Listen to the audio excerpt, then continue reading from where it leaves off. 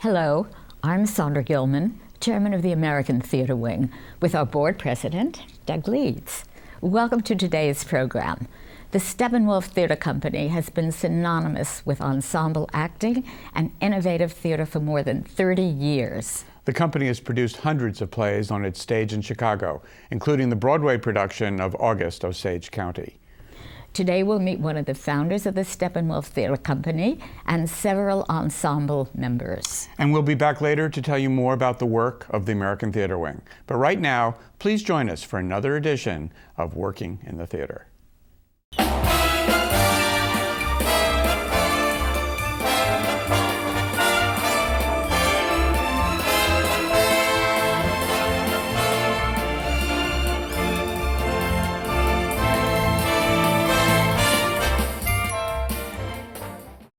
The Steppenwolf Theater Company has been captivating Chicago audiences for more than 30 years and taken Broadway by storm with Tony Award-winning productions of One Flew Over the Cuckoo's Nest and The Grapes of Wrath and the current production of Augus, Osage County. Hello, I'm Ted Chapin with the American Theater Wing, and joining us today are four of Steppenwolf Ensemble members: Laurie Metcalf, Amy Morton, Rondi Reed, and Jeff Perry, who is also one of Steppenwolf's founders. Welcome. Thank you. Since we hope to cover both Steppenwolf and Augus, Osage County in this conversation, I thought we'd start with Steppenwolf. Now, 30 years ago, you and a couple of college buddies, actors all, decided to start Steppenwolf. Were you like Mickey and Judy, wanting your own barn? Yes. Mm-hmm. Yeah, with a little bit of foul language thrown in, I suppose. We were in Normal, Illinois, at Illinois State University's theater department, and it's where Rondi and Laurie and I and John Malkovich and Terry Kinney and all met, the first and second and part of the third generation of Steppenwolf actors. And 9 of us, I think, Laura, I don't know, ended up starting it in the summer of 1976 in this little church basement youth center. Sort of a barn. Yeah, sort of a barn. It's sort of a barn. But closest thing a Chicago suburb has to a barn. Yeah. Gary and Terry and I set this template of 4 one-acts for our very first offerings, and it was all just an attempt of how can everybody be working. And you know, we just made these decisions, you know, kind of autocratically. Okay, John will direct this, and almost an assignment. Look, on paper this works, right? Everybody's working, and then in a way, a fellow named aichi Bacchus became our first artistic director, and he was a brilliant guy, and he's still sort of he teaches at Columbia College in Chicago, and in a way, for a while, that was the last autocratic move. It became communal, you know, kibbutz democracy. No Jews, but you know what I mean. But you know, I mean, we voted on everything from how to, you know, who was going to clean the bathroom to the next play, and the meetings were endless and contentious, you know, and babyish. They were great. So what was the role of the artistic director? Why did you decide you needed one? We trusted him. He was quieter and smarter than the rest of us. Right? Yeah. He was more talented. He was like a little Renaissance man. He could compose music, draw, direct, act, tap dance, right? And he was smarter. Everybody liked him. Yeah, and everybody liked him. They would all. And he wasn't a bully. Yeah. You know, so he was different than all of us. Yeah. Chicago is an amazing theater town. So were you all not wanting to be part of other theaters there, or you just did this because it was? Gary said, "Oh man, we had this, you know, community theater, and it's got a big audience. You know, it's really no. But Gary, it's been defunct, you know, for a year. No, it's a cool. We still have not-for-profit papers with the state of Illinois, and we got the name and everything." Yeah. Moyer wanted to change the name to Idlewild. Idlewild Players. But see, we weren't in Chicago proper. We were in the northern suburbs. As you say, we're 30 minutes outside of Chicago. It'd be like driving to Yonkers to see a play. But it's just because it was where Gary and I lived, and Gary thought there's a big, you know, following. Market, And the big following turned out to be, 8 people at a time, at our shows. Yes, how did you find audiences? Did you go to supermarkets with flyers? PTA meetings. We did do parades. We did 4th of July parades. We rode on fire trucks and threw candy out and tried to promote the theater. We did fundraisers in people's living rooms. Were you? We would do a scene from the Glass Menagerie in your living room, and we were invited and given free coffee, food, and drink. Were you paying yourself? We'll still do it. Well, I do think, I mean, joking, all jokes aside, the fact that it's over 30 years and you're all not only still what appears to be friends, working together, and the theater is still thriving. I mean, what do you credit the survival of the theater in such an extraordinary ensemble way? I think that, I mean, any personalities aside, because there, that many artists in one room is never a good idea. Mm-hmm. But I think that there's been such a complete esteem for each other's work that sort of all falls by the wayside when we're together on stage. Because, I mean, these are the people I always aspired to. So I think it's usually been the work that keeps everybody together. Yeah.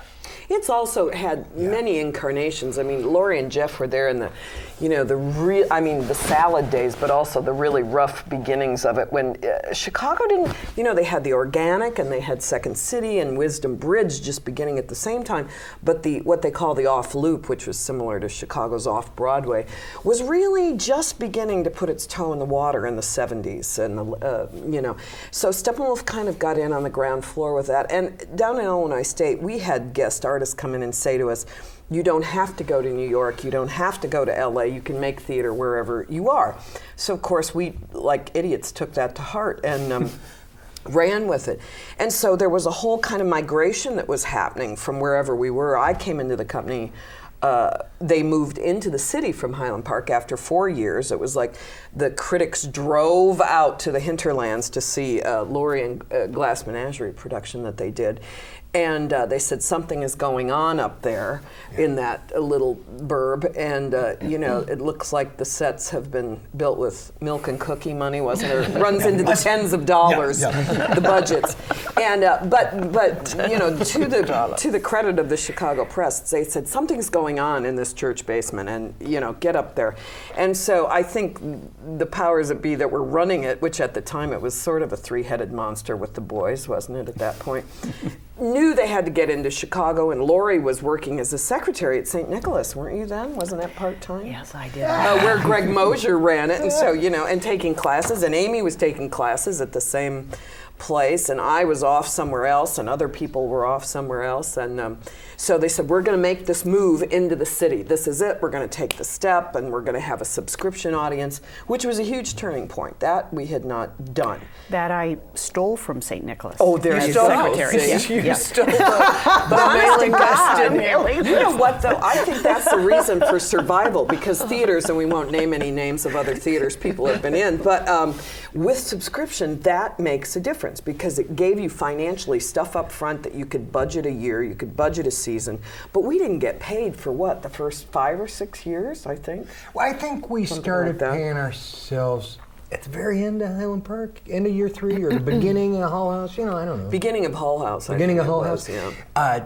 John got cast. He might have been the first one of us to get cast in another theater's play, and I think it was the St. Nick production of Ashes, a David Rudkin play, and I think it's where he met Mahoney. Mm-hmm.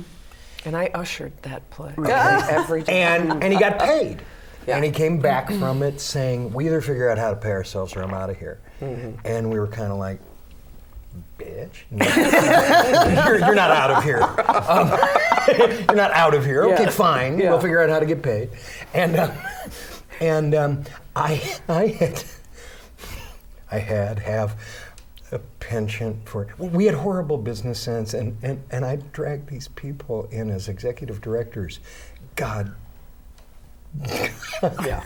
forsaken. No, wonderful people with great patience, but I don't know, they had almost no more ability than me, and it just wasn't working at all. John said, I've got a college roommate who's a good lobbyist in Springfield, Illinois. I'm going to see if he'll do it. And it was Russ Smith, and they happen to be partners to this day, 30-some years later in their film company, Mr. Mudd. that just produced Juno, this giant hit. And anyway, so Russ came and he was better at it, and he started to build a board, and all of that. How could you not be jealous of members of the ensemble when they went off to do other jobs? It didn't happen for a long time. I mean, what were we doing? We were doing Balm and Gilead, which was one of our biggest. I joined in 79, 80, and they'd been waiting to do this play. It was a 36-character play, Lanford Wilson play, early Lanford Wilson. And you sort of gave it a second life because it hadn't really been that successful. It hadn't been done, but they were obsessed with doing this, and it was in that first season that we moved into the other theater. And I remember John had to leave before opening night because he got some part in a movie of the week, which was Carl Malden. Yeah, which was the biggest thing that had ever happened to anybody. And the other cast members had been doing Say Goodnight Gracie in another little theater there, which they were kind of going off. So it was the beginning of people sort of branching out, but it didn't happen for a long time, really. It was very insular for about almost 5 years, 4 to 5 years, where it was the same 8 to 10 people that worked together all the time, did every play 24/7. I think we instinctually knew that we could at any moment, once we started to get a little bit of notice, even at the very beginning, have been ripped apart very easily, either through into film and TV or New York theater. And so each time one of those feelers would go out, we would regroup, and very nervously all confront what could happen and what does happen if so and so is gone, and who's going to run it for the time being, and how. And then they would come back in, and then there would be another benchmark.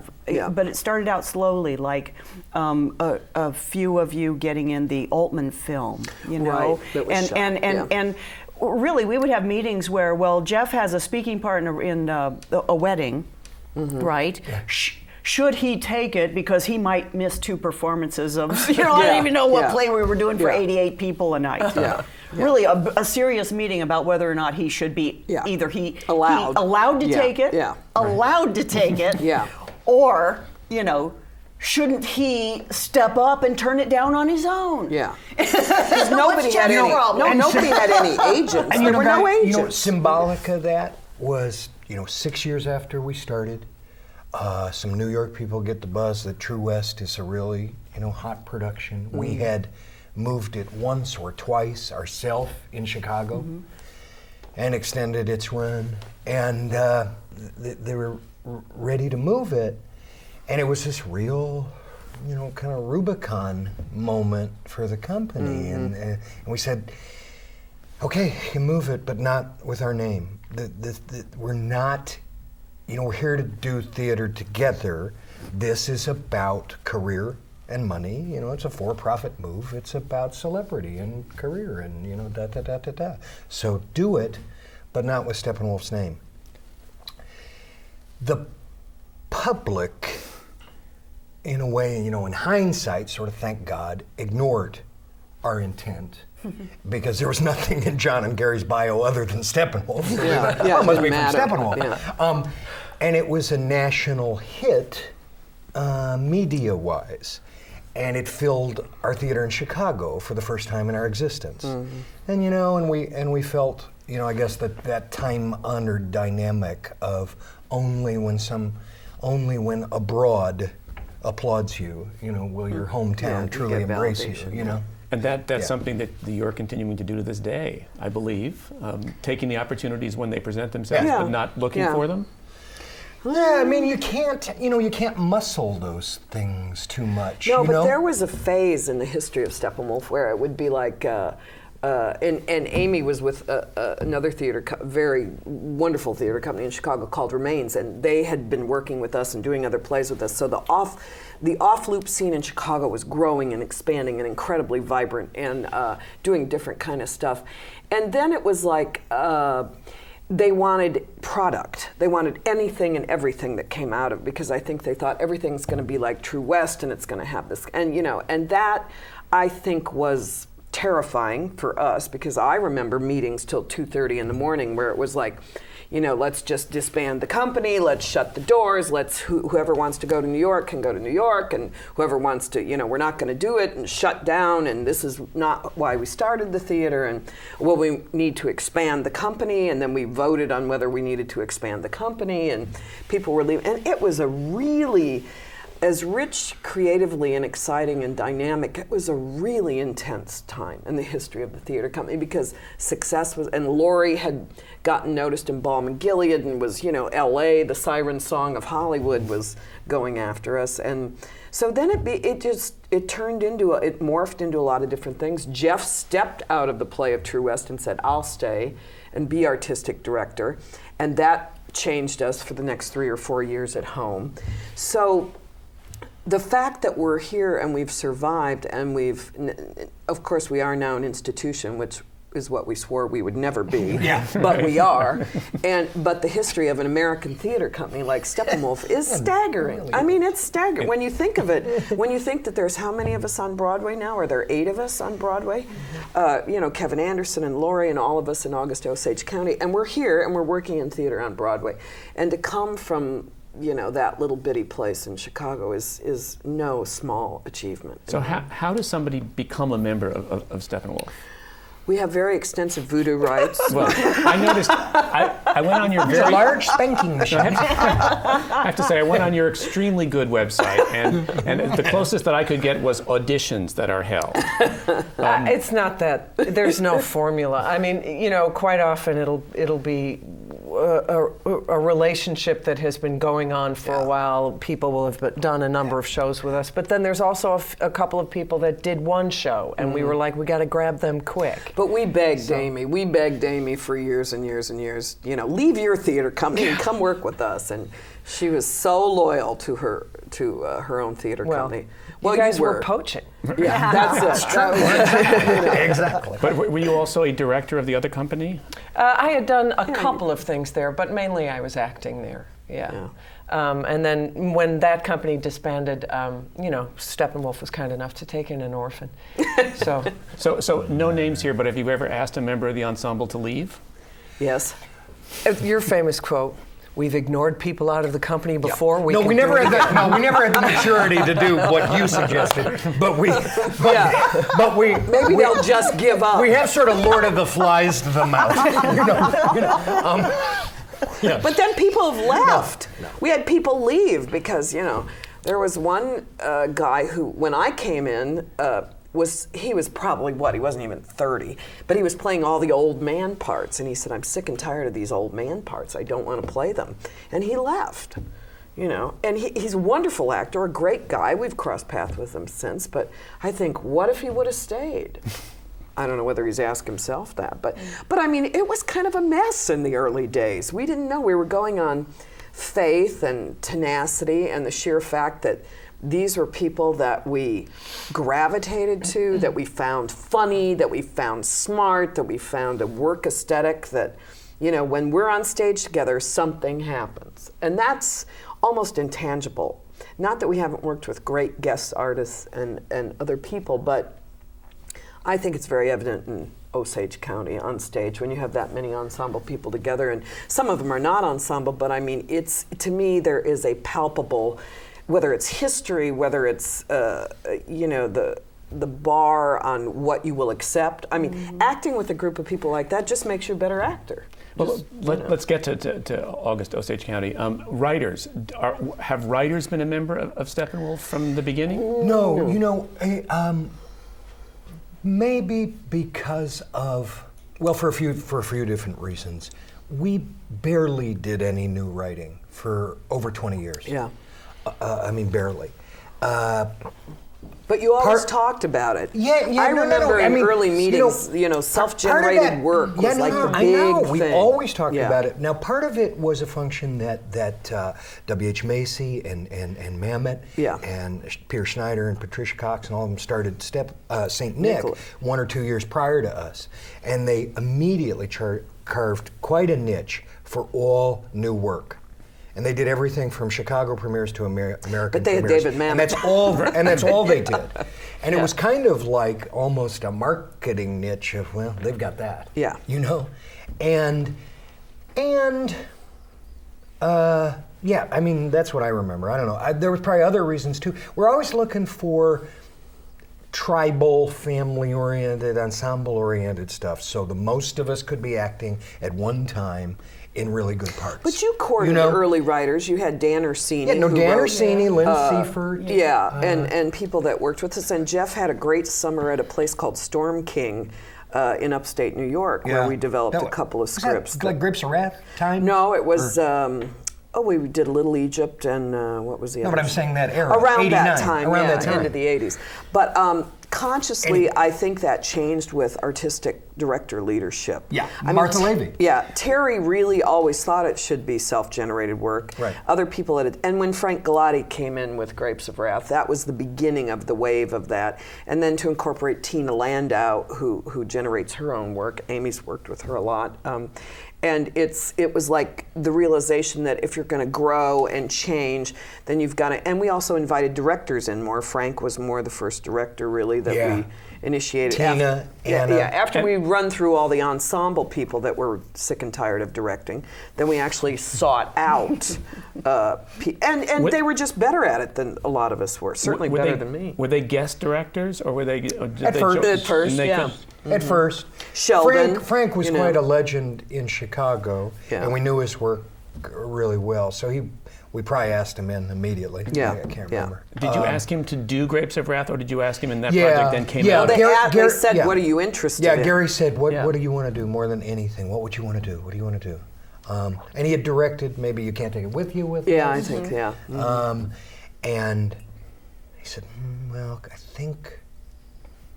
I've been thinking about adapting Grapes of Wrath. Yeah. And Gary said, yes. And that was a 4-year journey on that. It ended up with the Tonys. But anyway, Martha, Anna Shapiro, Amy, Tracy, everybody, really on the ground at the culture in the last 10 years. Mm-hmm. And I guess starting with Martha, right? Really put her shoulder to it, to new writing, to where now, a lot of relationships, a lot of multiple relationships. Mm-hmm. Bruce Norris. Yeah, Bruce. 6 of Bruce's plays. The fact that our 35th anniversary year was all new plays. Yeah. And was not August Osage the last of the plays that year? I guess it was, yeah. Now, Tracy Letts is a member of the company, right? Yes. Right. He's an actor. I mean, he came in as an actor primarily first. Did he ever get the director dungeon, or did he? He's directed. He's directed. He hasn't directed it. He hasn't directed Steppenwolf because, according to him, Steppenwolf would go under with the plays I would choose. Because he likes the really weird and strange stuff. But he's directed a few things around Chicago. Mm-hmm. Well, August Osage County, I have to say, I have to add my voice to one of those who just was absolutely blown away by it. I was saying earlier that my younger daughter saw it from the top row of the balcony and came home and said, eat your fish, but then said, you have got to see this play. And a lot of people, theater goers who love really good theater in this town or sometimes feel somewhat starved by that, are just so enthusiastic about it. And I noticed on the website in a fascinating interview with Terry Letts that he found a communal note of all the members of the company that you all were from the Midwest. And then there's a quote that I love. He said that we all share the multi-generational conflict that inevitably arises when those who have nothing have willed their pride and guilt to those who have wanted for nothing, which I think. Didn't you know that your play's about that? No, but to me, I think that's kind of because that play sets up such an intergenerational world. But how did it come to be? It sprang whole from his head. I mean, it wasn't something that we all worked on together. His first draft was brilliant. It is. Something that he noodled in his head for, 3-4 years before he started typing anything. Did he cast it? No. He the only person that he had in mind that he knew he was writing for was Rondi. The rest he knew were going to be company members or wanted to be company members, but he didn't necessarily think to himself, Amy will be this and Jeff will be this, or because he frankly didn't know what company members he would be able to get for it. So he just wrote the play he wanted to play, but he knew that, particularly age-wise, considering we're a bunch of old fogies now, middle-aged, that he knew he had a lot of roles for people.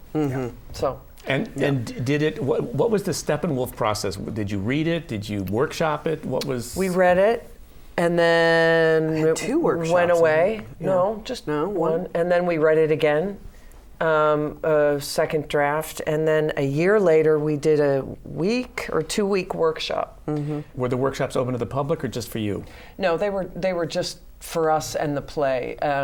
You know, at the end of it, we did a reading for the staff, for the Steppenwolf staff, but not for the public. And did they say? They went crazy. Yeah, they did go. I remember that. I remember thinking, I don't know whether this. And you know, the reaction was always off the charts. The first people he gave the play to were Martha, Anna, and myself. And he said, so don't talk about this to anybody, because he always hates his first drafts and whatever. And of course, he gives us. It's this thick. And I was like, God, Tracy. Right. I went home, and all three of us did the same thing, never stopped until we got to the end. And I immediately called him and said, this is the most amazing thing I've ever read. You suppose your mom's turned on the air conditioner? Are you kidding? Remember the parakeets? Parakeet? I didn't tell you about the parakeets? What? Oh, she got a parakeet for some insane reason, and the little fucker croaked after about 2 days. So she went to the pet store and raised hell, and they gave her another parakeet. And that one died after just 1 day. So she went back and they gave her a third parakeet, and that one died too. So the chick from the pet store came out here to see just what in hell the serial parakeet killer was doing about all these birds. And the heat. It was too hot. They were dying from the heat. Jesus. These are tropical birds, all right? So there was no question after the first draft, oh, we're doing it. It's just a matter of when, and Tracy, what else do you want to do with it, and things like that. We read it at an ensemble meeting too, didn't we? Yeah. Once a year, Steppenwolf tries to have a complete ensemble meeting. You know, if Laurie's not doing a TV show, or somebody isn't off doing something else, or we're not all spread to all corners of the globe, they try to have us come back once a year for our gala event, which is our big fundraiser that our loyal supporters and board in Chicago keep doing for us. And we get together at that point and have a meeting and touch base and look at what we're working on. And one of those, at least one of those, if not two, we did a reading of it so everybody could kind of see this is where your theater is now. This is what we're talking about. This is what we're writing. This is what we're including. And then for Martha as artistic director to say to the people, if you have any sense that you want to be involved in this, you wanted to play the lead, and they said, what, you're too young. She's too young. So, but you know, it was one of those where people were like, oh. And I mean, I said to him, I think something like, well, you know, Russia had their check off and Steppenwolf has you. And Tracy. Yeah, I really felt that. I just, in the behavioral and the I mean, that's not to diss anybody who hasn't. I mean, Frank's done amazing work. Austin's written gorgeous plays with us, but this play, it really felt like that. Of like, gosh, if Odette's in the group theater had a moment, and Chekhov and those guys did, Tracy could really be very that. American. Well, and also uncompromising. I mean, one of the things I find amazing is that these are people. These are some major people with some major stuff going on. And yet everybody, I mean, I don't know if you all, I hate to use the word identify with anybody in the play, or if audiences identify with anybody, but it's cathartic almost. When Amy said he wrote it with Rondi in mind, I remember reading it and going, you know, this isn't me. Why does he want me? Why does he want me to do this? I turned it down 4 times. I just said, no, I'm not going to, you know, I don't know. I've done this role before, it's not. And then finally, a string of events occurred that I ended up in it. I accused Tracy of casting spells late into the night. And anyway, I was in rehearsal going on one of these rants that my character has, and I just stopped and turned out front and looked at him and said, oh, now I get it. Now I see why you want me to do this, because I'm perfect for it. Okay. Don't you have any sense of what's going on around you? This situation is fraught. I'm supposed to sit here like a statue? You're drinking whiskey. I'm having a cocktail. You're drinking straight whiskey. Just show a little class. I don't think we need to sit here crying in the dark. Oh, well, since you got everything all figured out, let's party now. No matter. You know, get that Indian gal and whip us up some cheese conies. Let's call a few friends. Cheese coney sounds good. Oh, it does, doesn't it? So, you know, that self-realization is painful, to say the least. But that's how well he knows us. And I mean, I think once he knew, like, Amy was going to be doing something and Jeff was, then he begins to sort of not rewrite it, but tailor it and go to their strengths and, you know that Amy as an actress and as a person, and Jeff and Marianne, Sally, whoever is involved in it, that he plays to their strengths and their vulnerabilities, and you know it makes it not easy to do, but it makes it so you go right to it. I mean, and we have an incredible director in Anna Shapiro, who also is known as, she says since she was 12, which really pisses me off when she says that, but she's known all of us, she's directed all of us at least probably more than once, or at least once, or some of us maybe not, but she's been a part of and that identification, you know, this, I don't know all of Anna's work, even with us. Well, I mean, I've seen all of it, but I haven't been in the room all the time. But I think in so many ways it's such deep. She connected to family and larger cousin and grandparent family and you know, personally with this, in a way that maybe no other assignment had yet asked her. Also, and I think that's true in some ways of all of us. It's deeply satisfying family territory. But don't you think she's a director too, that she knows us so well, she watches us, she admires us, and there is, to my mind, there's always a fearlessness about Steppenwolf, about the Steppenwolf actors and what they do on stage and where they go.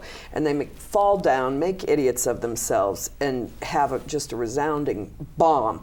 But they are fearless about it, you know. And that, to me, that's the best of all possible world. Also, your description of playing to your strengths as actors. I mean, when I saw Augus, and 3 hours and 20 minutes passes by in a heartbeat, and I think, how can they possibly do this 8 times a week? And clearly, if you all, I mean, the ensemble nature of Steppenwolf and the fact that you all know each other, that you know you can play to each other's strengths. One detail of your character I loved is how you talk on top of each other. And I thought a husband and wife, I know people like that. Well, that was directorial, because it's not written in the script. But the first day we read it, it started to, and Fran Guinan, who plays my husband, we've known each other about 35 years, you know. But I mean, I think that comes into play with, you know, it could have been Laurie in the cast with us, it could have been any number of people in that cast, and that kind of feeling is generated just because you don't have to, you know, there's a shorthand, there's an immediacy that comes up. But Anna also, I think, trusts actors. I think she really will let you go and sort of say, you know what you're doing. I don't have to tell you this. You know, she doesn't lay every little bitty minute detail out. She says, this is what I need, this is where it is, this is what's not happening. Yeah. You figure it out. Yeah. You got some problem with Indians, Violet? I don't know what to say to an Indian. They're called Native Americans now, Mom. Who calls them? Who makes that decision? It's what they like to be called. They aren't any more native than me. In fact, they are. That's sort of the ideal of theater. In a way. How often it actually happens is not as. No, but you've talked about this, Laurie, too. Laurie said, you know, I do theater because I want to know that I still can do it. And she's been so successful in television and film and other mediums that not all of us have been. But you know, to come back and Laurie is incredibly, no, I mean, you know, you do. It's like she's the one that will come back and do a play whenever she can and come back and put herself into it and commit to it. Exactly. How did the joint, you know, get past what the group theater couldn't get past, right. which was celebrity and money and camera work. It was because Laurie Metcalf and Joan Allen, John Malkovich, and those who've had the most success in camera work needed to come back and wanted to come back and did so. You know, I mean, that's To me, that's the reason. And continue to do so, I Yes. assume. How often do you, Laurie, call and say, I'm ready, or do you call and say, we have a play for you? I've tried to go back at least every 2 years to do a show, and it doesn't always work out like that, but... You've been good though, boy. You really, I mean... Well, it's not even like I'm getting the favor from the group. I mean, it's not even a choice on my part. I feel like I have to go back every so often to recharge, you know, and really feel like I know, get down to the basics again and get up on stage and, you know, that's the only time in working in as an actor where you feel like you're in charge and you can lead the audience where you want them. It's a really powerful feeling. There's nothing else like it.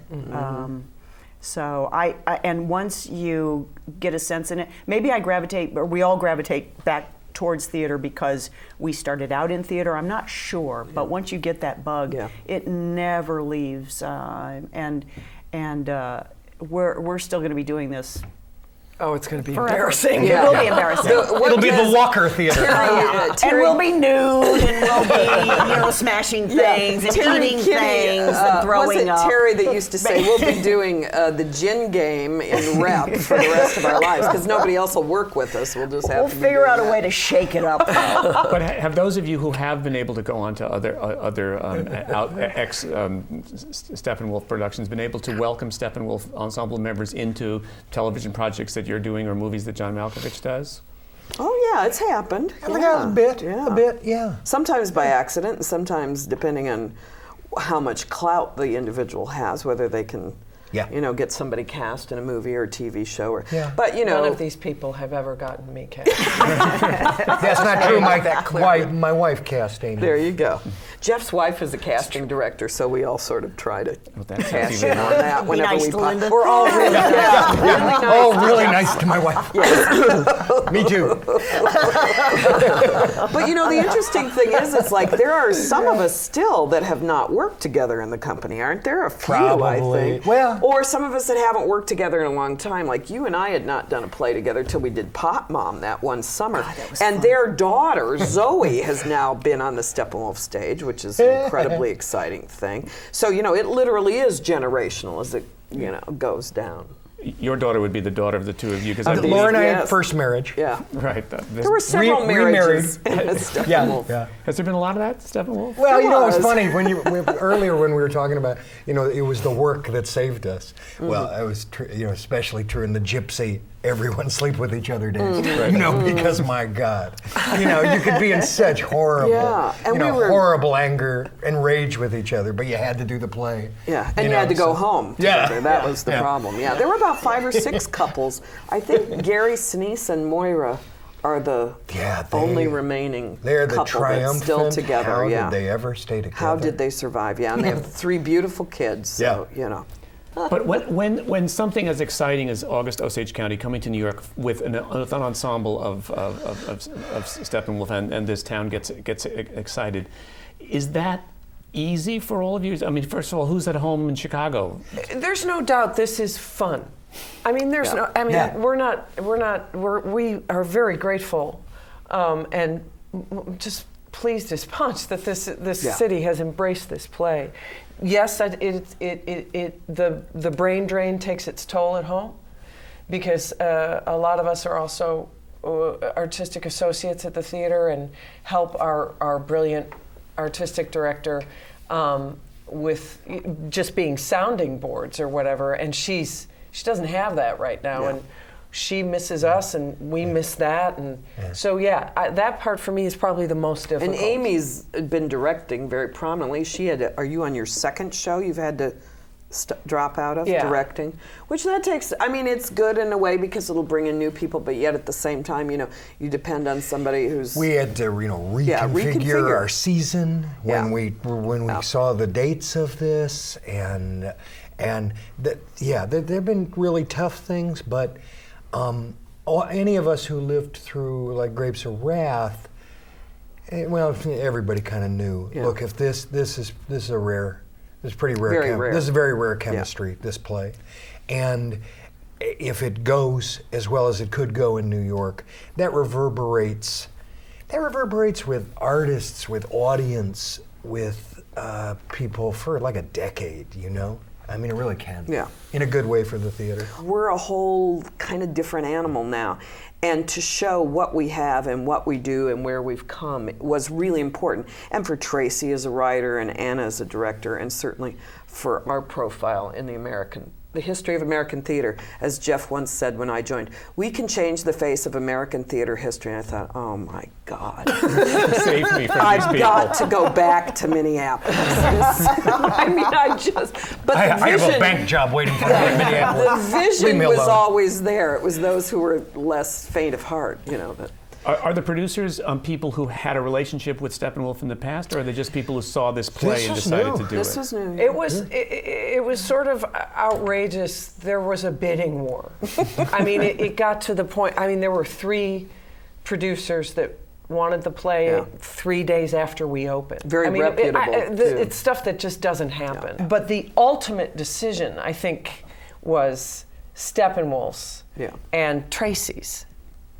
I mean, Tracy had a lot of say as to where this went. Well, in a way, no, for sure. I mean, Tracy could have said no to anything we all said, and simultaneously, it felt like, we still have power. Yeah, it was kind of like the actors still united decision. Yeah. We still really are listened to. But we wanted to. But we also knew that Tracy wanted. If we're gonna go to Broadway, go big, don't go small. Yeah. Tracy's heart was always, what's the biggest dice roll? Because we had a not-for-profit option and 2 for-profit options.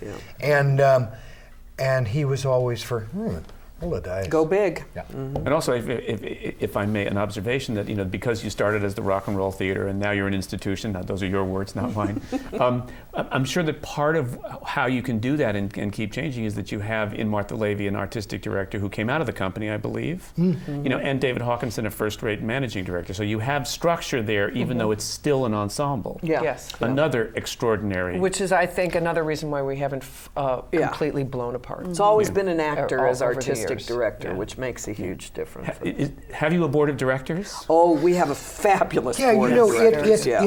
There was a point at which all of our moving around the country and pursuing other kinds of work and going from, theater tribe to having real biological families as well, and kids, all of that, we were running on the fumes of an ensemble system where we had become an institution, but we couldn't count on 7, 10, 12 personalities to come up with the play ideas or people to stage to the extent of the institution we had become. We owed the public 10 plays, and we didn't know that company could do it. And so we became, for a while, a pretty traditional artistic director, playwright-driven, or play-driven place, And then kind of gradually, now we're becoming both again. Yeah. Was there a lull in the middle that transition? Yeah, I think so, yeah. But you survived. But we survived it, yeah. How does Steppenwolf fit into the Chicago theater world today? Bunch of egomaniac babies. I think we're the establishment. Yeah. I think the Goodman and Steppenwolf Theater are kind of the establishment in a good way, but we're certainly not the hip ones anymore. That's for sure. Do you have a complex in Chicago that was built for you, or you adopted it? Bruce Sagan, who was our board president at the time, Larry Edwards had been board president emeritus, and this is when we said we want a new space. We've outgrown our little space. We'd gone from 125 seats. We doubled it, and they said you'll never fill it. Well, we filled it to the gills and outgrew it, and we said, okay, we're going to have our dream of having our own space, and that went went on for what, Jeff, 3 or 4 years, looking at spaces, looking at reclaimed industrial, where should it be? Where would our audience follow us? What should we do? We want to have space for a main stage and a studio and classrooms, because Jeff had started the Steppenwolf School, and that was something we felt was very important, and and then housing for when people came in from out of town. So Gary Fensick, the former Bears football player, was on our board of directors at that time. And he also was in real estate, and he said, there's a parcel of land and we can get it for X amount of dollars. And he said, I think if we build it, they will come, meaning everybody will come back to the theater. And sure enough, now that property is probably worth 100 times over but Bruce Sagan was the board president at the time and got the bond issue and got it going and got the people in, and we broke ground for it in 91, I think. And then the first play that we did in there, which I was lucky enough to be in, was Ron Harwood's play, Another Time, and Albert Finney came and opened that season with us, and then we went on from there. So we've been in that space for We made friends with Albert when he saw Orphans in New York. That's right. And wanted to do the London version and asked Gary to direct it. And we've almost gotten to the point of outgrowing the space that we're in. We've taken over a parking garage. We've taken over a nearby building for offices. They call it, SteppenwolfRealestate.com, really. It's an incredible thing to look at that building and think that that's the culmination of it, and to still work in our 525-seat theater where Amy directs and Laurie acts and Jeff and I. I mean, that's just that's a magical thing to me. But you can look around the other Chicago theaters if you have need of a director for a project or need of actors, and there's New York, and also too, you'll get somebody who works with somebody, like Laurie brought Lois Smith, and she said I've worked with this wonderful actress Lois Smith and Estelle Parsons. I mean, there's been so many people that have branched out to other people that we know and have brought them in as a director or an actor or something like that. And so the family just kind of keeps extending, and certainly the ensemble members gravitate to people that have a similar sensibility or something. And so we get to work with incredible people that ordinarily wouldn't have. And they agree to come and do a play. Younger men and women, we have African-American members that have just come in. We were notoriously WASP for our first 25 years of existence. And, and we also have many guest artists that will come in and work with us if they start out as a director or an actor, and then they may eventually become an ensemble member. The school has grown and burgeoned, and, it's, Martha has kept all of it healthy. And, the people that originally took us through, Steve Ike, managing director, and Randy Arney, past artistic director, and all the actors before that were that. So it's just a big, incredible fabric woven of so many people's lives. Clearly young actors must want to become a member of Steppenwolf. I kind of hope so. Lauren, my daughter, is 24, and she's bouncing around trying to do New York theater and trying to do camera work, and she's an actress. Yeah. Tried to keep her out of it. She fell in love. She fell in love with a school play, at Northwestern, and your training can be so haphazard and shitty. You can get on a TV show and know sort of how to do that or not, and I don't know, the learning how to act and the enjoyment of theater. Well, philosophically, kind of old-fashioned. Yeah, but philosophically, I hope it becomes fashionable. Jeff has always talked about how do we pass it down? How do we give a legacy? What if we can leave the building after we're dead and gone and they bury us underneath it, but what do we leave? What tangible legacy can Steppenwolf leave, whether it's in a way of working or approach? And Amy teaches as well in the summer school, and it's something to pass it down, whether you are directly affiliated with that, you've touched some aspect of it, and what is the kind of thing that keeps us together and keeps it vibrant, I think. Do you all teach at the school? We have. A lot of us have. And some of us, regularly know we really like it. And no one said, get out of here. And is it a general school? Is it acting? Its intent is to it teaches regular old acting, I'm sure, and its intent is to teach teamwork. Exposure to the ensemble. Is to teach collaborative, actor-driven work. Like you and I, if we put ourselves if we make it our goal, we can make each other better in this scene, this play, this moment, this whatever. So, and it's a 10-week program, and you're in school 8 to 5. 8 to 5, 5 days a week. So you become an instant ensemble. So it becomes easier to teach that too, because they're all depending on each other right off the bat.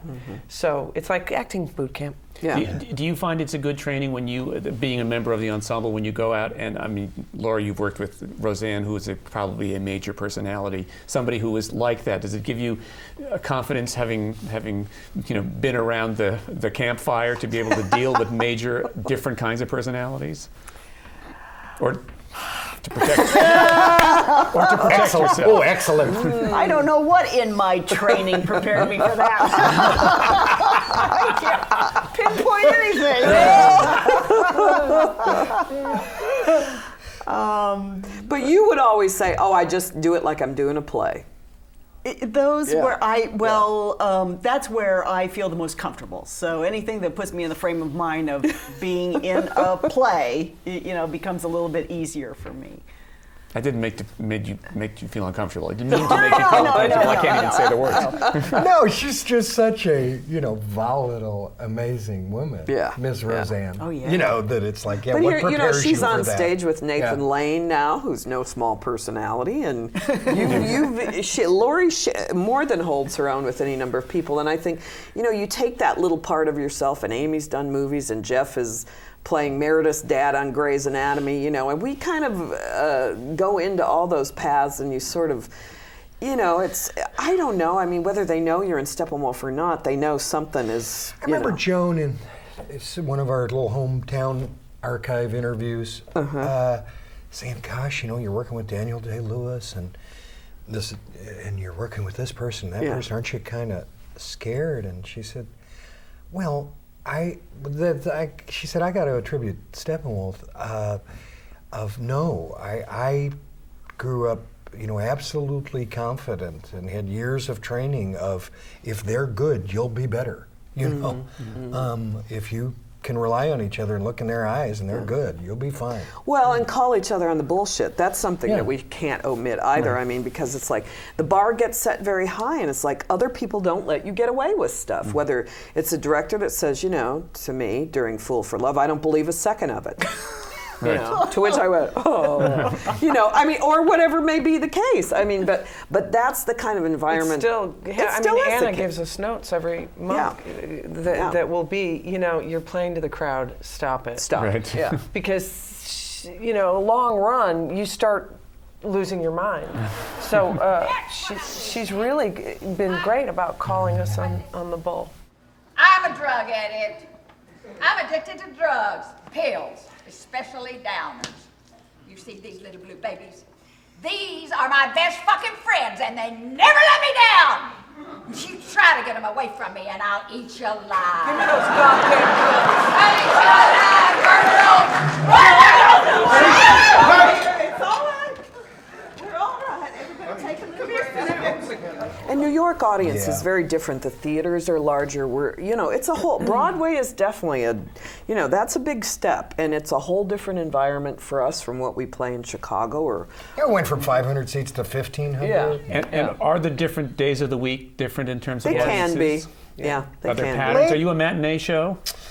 Lately, we're not great fans of our Wednesdays. But everyone over came in. And they love their matinees at November, Laurie, did November come out of Chicago? With a lot of Chicago people involved with November. Was this the first time it's been done? Yes. Yeah, new play. So just no workshop, nothing. Put together in Broadway, old-fashioned Broadway style. Old-fashioned style, well, it had Joe Mantello as the director, and yes. Nathan and Laurie, and I mean, it's got a terrific it's a creative team, So. It's a wonderful show in that dress. I know you liked it. I love it. There are those silly things, you have to.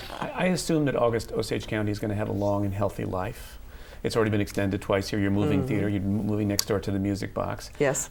Is there going to come a time when you are going to say, okay, for us who created it, enough. We're going to go back. Then who are you going to turn it over to? Other ensemble members, or you open auditions? Anna is gonna, that'll be interesting. We haven't had. We've had to do it in the past in different ways, and she will fiercely protect it and we'll hope for the best. I guess. We sort of have no idea we don't. What will happen. I mean, the play has just been published by TCG, and I think it was like the #1 top-selling play. The play will live on for a very, very, very long time, and I know there's rumors in the mill about London, and there's rumors in the mill about West Coast, and and it'll continue here. I think it's a great thing for the American theater to have a new play written by, directed by, and acted by kind of all unknowns. Though we're known to ourselves, but we're a big deal in our own. Yeah, an ensemble, and to me it gives like a lot of hope to the American theater. I think it was time. And how about the women's parts? And the women's parts, my God, that he created. But I have to say, I read it for one of the committees that I sit on, and I started to read it and couldn't figure out where everything was taking place, and realized I have to start all over again and read this carefully. Which room are we in? And when I saw it, I went back and looked at the script again, because I thought, I don't remember quite all of this that I just experienced in the theater just on the page, which I think really, augurs well and speaks well for the extraordinary ensemble that Steppenwolf is, because you just all added so amazing. So in a funny way, I kind of can't imagine it without you. Well, thank you. Thanks, I mean, that's a high compliment. Well, this has been a wonderful, wonderful conversation, and I thank you all for joining us today, and good luck in future Steppenwolf. Thank you so much. I have to end by saying the one cannot underestimate the extraordinary nature of an ensemble that's been together for 30 years, still liking each other, still working together, and still doing what you set out to do these many years ago. So congratulations. Thank you very much. Thank you for joining us. These programs are brought to you from the Graduate Center of the City University of New York in partnership with our friends at CUNY TV. On behalf of the American Theater Wing, I'm Ted Chapin, and thanks for joining us for another edition of Working in the Theater. The American Theater Wing has played a vital role in New York's theatrical life for more than 60 years. We stand for excellence, and we support education in the theater. Best known for creating the Tony Award, our work reaches beyond Broadway and New York.